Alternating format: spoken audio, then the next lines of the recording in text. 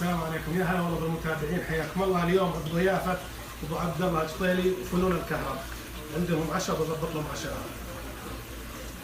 بالنسبة اليوم بيسوي لهم السلطة مكونة من بقدونس، طبعا السلطة السعودية بقدونس، خيار، طماط اللي هو خس، وعندنا بصل خضر. رزنا يا متابعين نربصه نص ساعة طبعا على الماء اللي احنا مربصينه من الحنفية دايركت للحنفية، نربصه ونخليه نص ساعة. طبعا ابو عبد الله هو اللي مشرف على الدنيا كلها، هذول الفراخه، هذول السلطه، هذول حقة الطبخ، هذا قسم السلطه. امل العافيه. ونقول ما شاء الله لا اله الا الله. هذا الحمام بنضبط الليله كبسه لابو عبد الله فنون الكهرب، يا فنون الكهرب. وهذه طريقه تجهيز البصل. هذا انا بنحطه كشنه الرز، وهذه السلطه وخلصنا منها نحطها بالثلاجه. السلطه ما نحط عليها ملح ولا نحط عليها خل ولا حطيناه بالبدايه. ارتخى كل اللي عندنا، هذه الخضار ارتخت معنا، وخرب الطماط وخرب الخس والخيار، يصرخوا مره نخليها عند التقديم.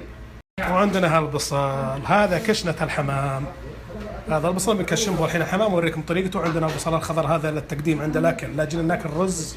ما شاء الله، نقول ما شاء الله لا اله الا الله. هذا حمام نبي نحطه بالضغط، لو نضغط الضغط بالقدر الكاتل. نكشنا البصل بعدين نوريكم الحمام طريقته. كشفنا البصل بدون زيت، لأن الحمام به زيت أو مشحم، مثل ما تشوفون شحم. ما شاء الله لا إله إلا الله. اليوم عند الجطيلي الشاعر طبعا أبو عبد الله، وفيه أبو عبد الله فنون الكهرب، وفيه شباب من إخوياهم عازمينهم على العشاء الليلة، وأنا بضبط لهم العشاء. نقول بسم الله. هذا الماء مثل ما تشوفونه دافي، ما نحط حار. لو حطينا حار جزز الحمام وقعد فترة ما طبخ ولا خلص. دافي يا جماعة. وهذا الملح اللي بنحطه عيال تقريبا ملعقتين كبار بس للحمام، بعدين نبي نذوق ملحه. لاخذنا البلول حق الحمام نبي نذوق ملحه على الرز. الحين المتابعين يجي دور اللي هو البهارات. انا بقلل لكم من هي له البهارات.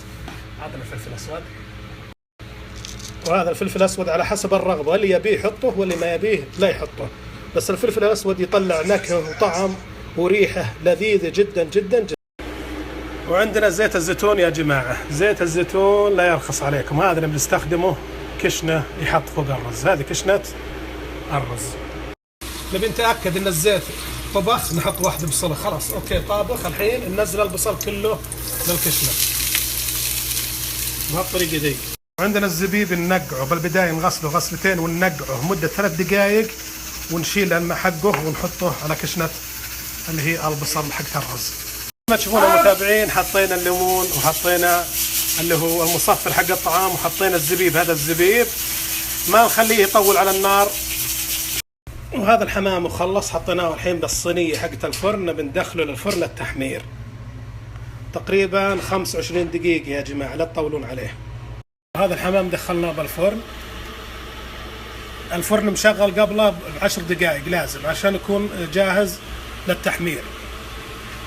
تشوفون المتابعين طبعا معروف ان الرز ينحط، لان هذه الحين الكشنه حقت اللحمه بها البصل وبها بهارات وبكل شيء، ما راح نستخدم بصل ولا بهارات.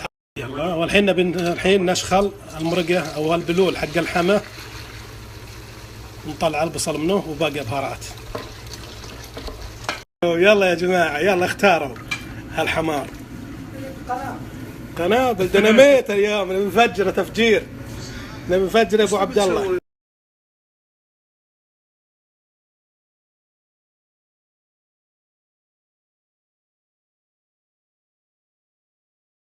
والحين يا متابعين بنحط الكشنة بهالطريقة دي.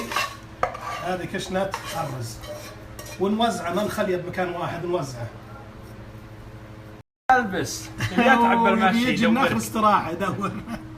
هذه طريقة توزيع الكشنة عشان تشربوا من الطعم ونكهة البازلة.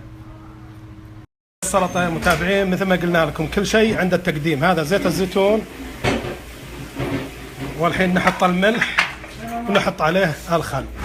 كشنه من الرز عشان نحطه اخر شيء فوق الرز ينحطها. الحين بهالطريقه شلناه، هو الحبحر.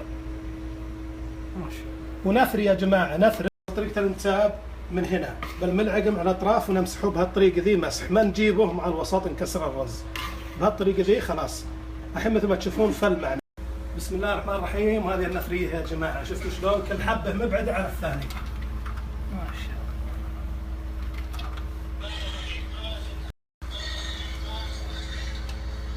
الله. هذا طريقه توزيع الرز، بهالطريقه دي نقدر نوزع الرز عشان تعكم به.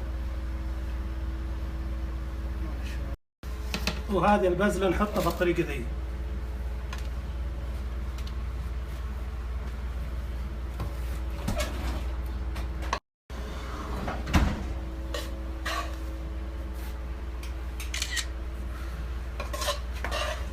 هذه كشنتنا يا المتابعين.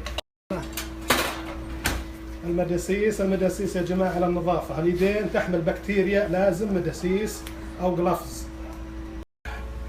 وهذا توزيع حميمات يا متابعينا الحلوين، وبالعافيه على اللي بياكلهم بالعافيه.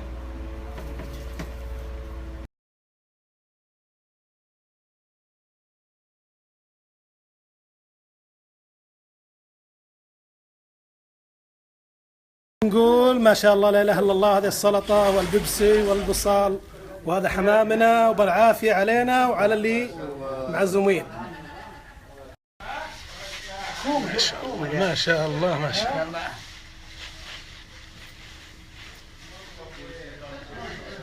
اهم شيء ذا سموا يا جماعه. المفروض معزبل، يقول لك صرت لقوف. تسلم والله. هذا ابو عبد الله المضيف.